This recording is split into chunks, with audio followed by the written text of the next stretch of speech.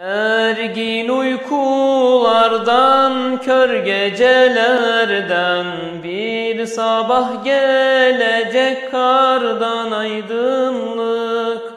Gergin uykulardan, kör gecelerden, bir sabah gelecek kardan aydınlık.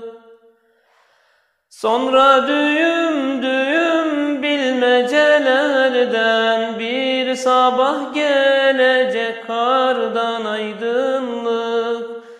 Sonra düğüm düğüm bilmecelerden, bir sabah gelecek kardan aydınlık.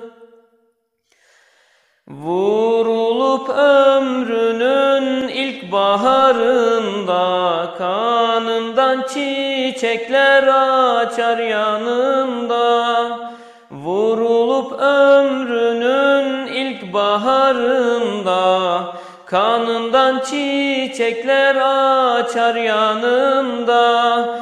Cümle şehitlerin omuzlarında, bir sabah gelecek kardan aydınlık.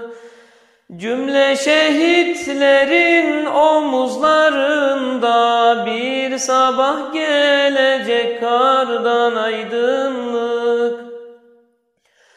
Gökten yağmur yağmur yağacak renkler, daha hoş kokacak otlar, çiçekler.